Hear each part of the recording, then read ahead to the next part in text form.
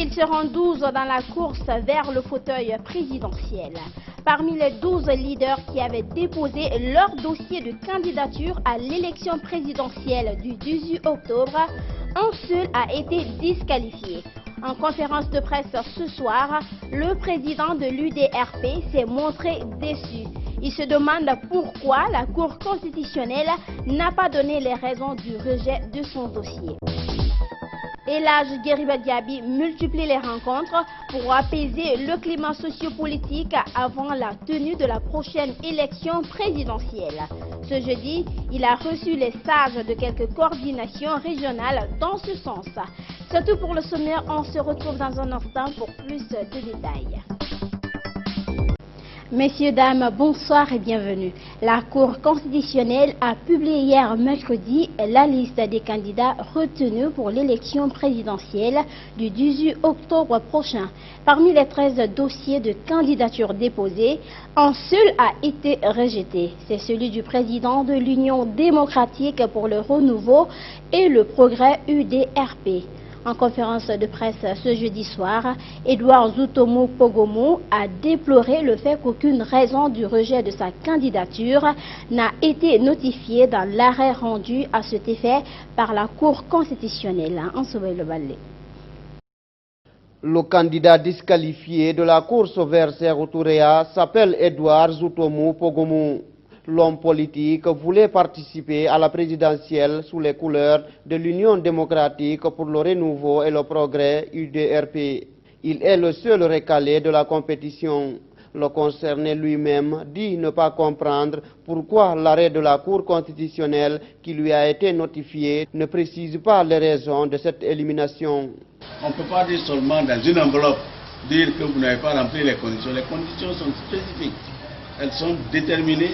Et c'est ça qui devait nous amener effectivement à savoir ce qui se passe et comprendre. Donc, en absence justement de tous ces critères, nous nous sommes dit qu'il y a une raison politique derrière le refus de valider notre candidature simplement parce que nous étions dans la course.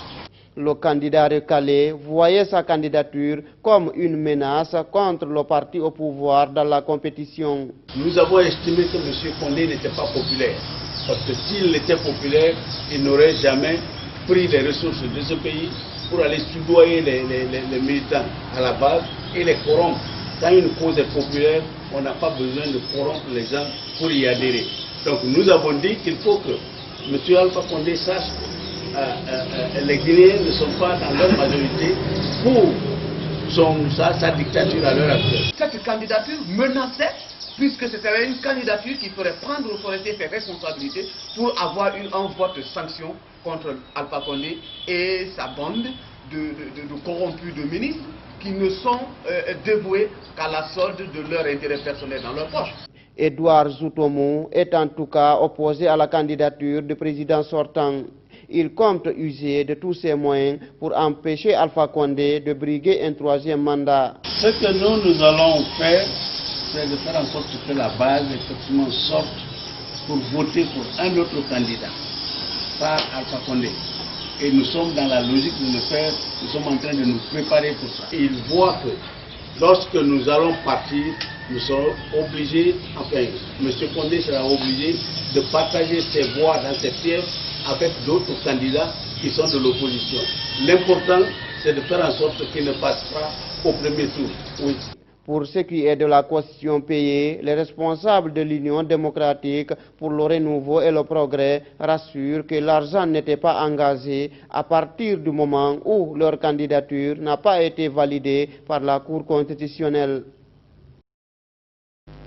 Le PDG RDA aussi ne sera pas au rendez-vous. Élection du 18 octobre.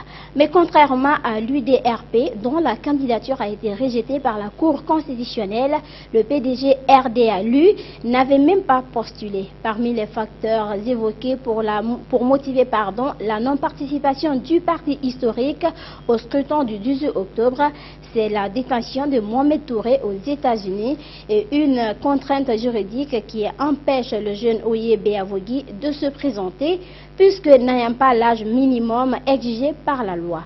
Il faut rappeler que c'est lui qui assure l'intérim à la tête du PDG RDA depuis la condamnation du secrétaire général de cette formation politique.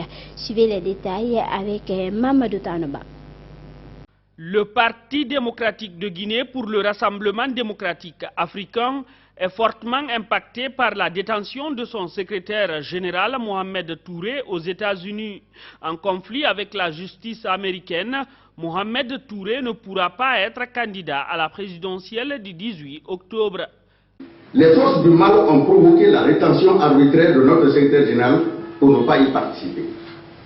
Car sa retenue aux États-Unis est sans fondement. Toutes les pistes de solution pour son retour en Guinée sont en train d'être explorées par le parti, mais en vain. Puisque sa présence en ce moment supposerait sa probable candidature à l'élection présidentielle et une victoire assurée. C'est le but de sa rétention arbitraire. En tant que citoyen guinéen, le couple Touré devrait avoir l'appui de l'autorité guinéenne, qui n'a jamais réagi, bien que sollicité par la famille et le parti à cet effet. Cette rétention du secrétaire général aux États-Unis fait partie des stratégies des ennemis intérieurs et extérieurs du PDG-RDA. Au sein de ces élections présidentielles, toutes les options ont été mises sur la table, sachant que la candidature du camarade Mohamed Touré serait irrecevable pour des raisons de non-conformité juridique et d'absence du territoire national. À cela s'ajoute la question de la limite d'âge qui empêche l'intérimaire de Mohamed Touré de porter les étendards du PDG RDA. Pour toutes ces raisons, le parti a décidé de surseoir sa participation. Et que l'honorable Oye Beavogui, suivant le vide juridique constitutionnel sur l'âge minimum requis à la présidentielle, ne pourrait être candidat. Pour ces raisons, et au vu de la situation politique précaire que vit notre pays et pour des raisons historiques, le bureau politique national du PDG RDA a décidé de surseoir sa candidature à l'élection présidentielle du 18 octobre 2020, ce jour, mardi 8 septembre 2020. Par conséquent, cette décision n'implique pas une échéance présidentielle au-delà du 18 octobre 2020. Le PDG RDA, bien qu'étant membre du RPG Arc-en-Ciel, n'a pour le moment pas donné de consigne de vote à ses militants. Pour le moment, en ce qui concerne consigne de vote par ici ou consigne de vote par là, nous ne pouvons vous dire absolument rien par rapport à cette question-là. Pour être plus complet sur ce chapitre élection, il faut dire que le chef de l'État a convoqué le corps électoral aux urnes à la date du 18 octobre prochain. L'on se dirige donc tout droit vers ce scrutin d'enjeu majeur. Beaucoup d'observateurs redoutent des troubles sociaux. C'est dans ce contexte que le président de la Fondation, Elhadji Djeriba Diaby pour la paix, a entamé une série de rencontres avec des acteurs de la vie publique du pays. Ce jeudi, il a reçu les sages de quelques coordinations régionales. Il a été question d'échanger sur comment favoriser l'instauration d'un climat apaisé avant, pendant et après cette élection qui attire toutes les attentions. Mamadou Tanoba. Le Parti démocratique de Guinée pour le Rassemblement démocratique africain est fortement impacté par la détention de son secrétaire général Mohamed Touré aux États-Unis. En conflit avec la justice américaine, Mohamed Touré ne pourra pas être candidat à la présidentielle du 18 octobre. Les forces du mal ont provoqué la rétention arbitraire de notre secrétaire général pour ne pas y participer. Car sa retenue aux États-Unis est sans fondement. Toutes les pistes de solution pour son retour en Guinée sont en train d'être explorées par le parti, mais en vain. Puisque sa présence en ce moment supposerait sa probable candidature à l'élection présidentielle et une victoire assurée. C'est le but de sa rétention arbitraire. En tant que citoyen guinéen, le couple Touré devrait avoir l'appui de l'autorité guinéenne, qui n'a jamais réagi, bien que sollicité par la famille et le parti à cet effet. Cette rétention du secrétaire général aux États-Unis fait partie des stratégies des ennemis intérieurs et extérieurs du PDG-RDA.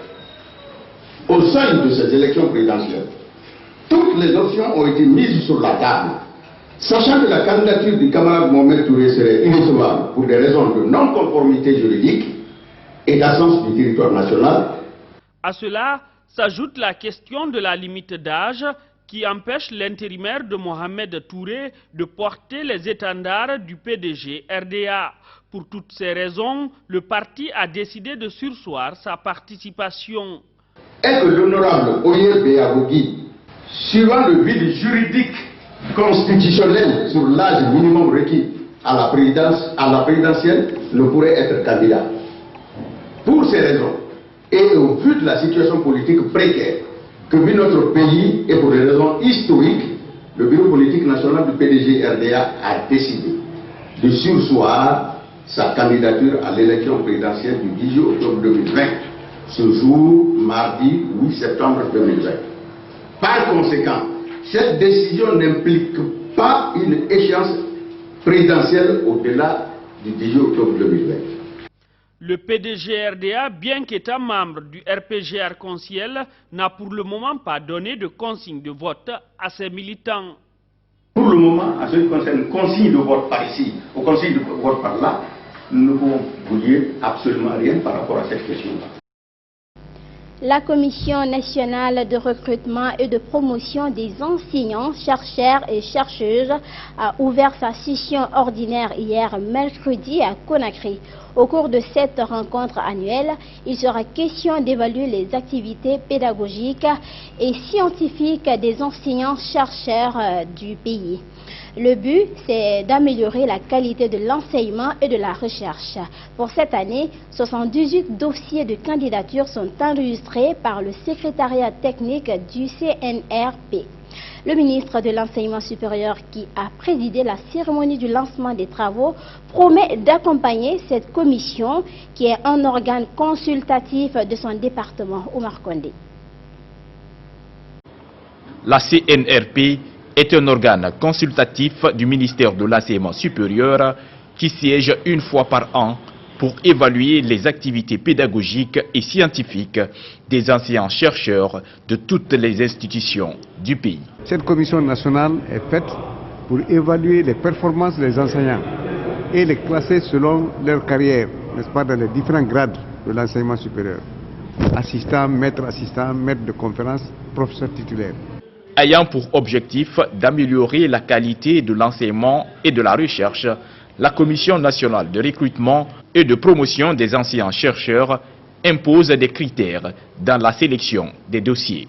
Des critères sont définis. Pour le grade d'assistant, il faut obligatoirement le doctorat. Et pour les grades supérieurs, il y a les publications dans des revues qui interviennent. Et pour le grade de professeur titulaire, il faut obligatoirement l'encadrement des étudiants en master ou au doctorat.